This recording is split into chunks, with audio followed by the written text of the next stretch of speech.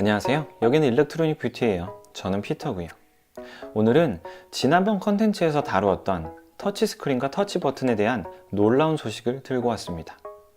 제목에서 벤츠가 언급되었으니까 당연히 벤츠에 관한 이야기겠죠.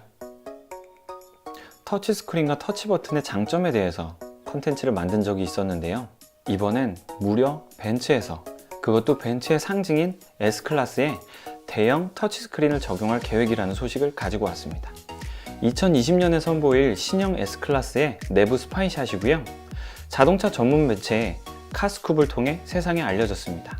스크린의 사이즈는 가장 큰 아이패드인 12.9인치보다 더 큰 사이즈라고 하고요. 디스플레이 하단에 비상 깜빡이를 포함한 몇몇 가지 물리 버튼들이 보여집니다. 빨리 런칭쇼에서 만나서 어떤 신기술들이 적용되었는지 눈으로 확인하고 싶네요.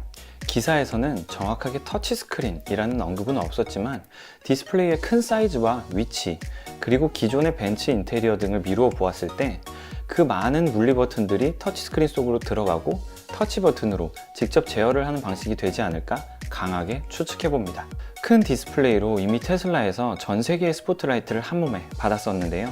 고급차의 상징인 벤츠에서 이런 결정을 내리는 게 쉽지만은 않았을 것 같습니다. 하지만 터치스크린과 터치 버튼은 트렌드가 될 것이다 라는 것이 저 피터의 생각입니다. 벤츠 잘하셨어요. 다시 S클래스 이야기로 넘어가면요, 전체 라인업에 48V 마일드 하이브리드 시스템이 기본 적용된다고 합니다. 그리고 플러그인 하이브리드 차량도 있고요.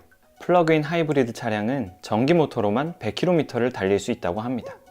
S클래스의 사이즈를 생각해 봤을 때 결코 작은 수치가 아니라는 걸 알 수 있습니다.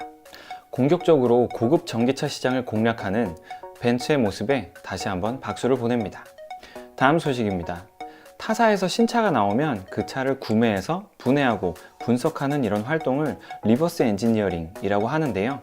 테슬라의 모델 3를 아우디와 포르쉐에서 리버스 엔지니어링 한 결과가 최근에 공개되어 그 소식을 가지고 왔습니다. 2018년 1월에 두 대의 모델 3를 아우디 포르쉐에서 리버스 엔지니어링 했었고요. 약 한 달 후에 그 결과가 나왔습니다. 하지만 내부적으로만 공개가 되었었는데요. 최근에 그 내용을, 이름이 좀 깁니다, 이곳에서 입수를 했는데요. 그 내용을 간단히 말씀드리면 모델 3 좋더라입니다.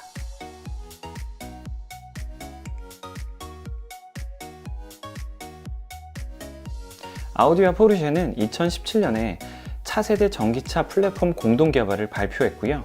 2020년에서 21년 사이에 상용화할 계획이었습니다. 하지만 2018년 초에 그 플랫폼을 수정해야 한다는 내부의 목소리가 나왔고, 그 원인이 모델 3라니 좀 놀라운 느낌입니다.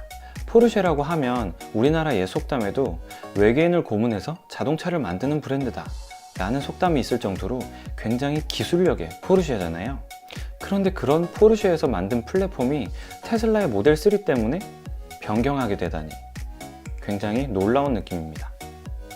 언론에서 연일 악평이 쏟아지는 테슬라의 이미지와 전혀 다른 느낌의 기사네요.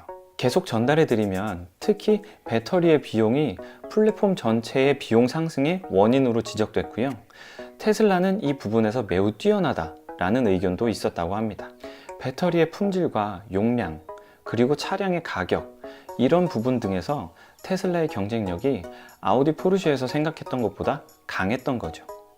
그래서 시장에서 경쟁해서 이기려면 지금의 플랫폼을 수정해야 된다 라는 결과가 나왔던 것 같습니다.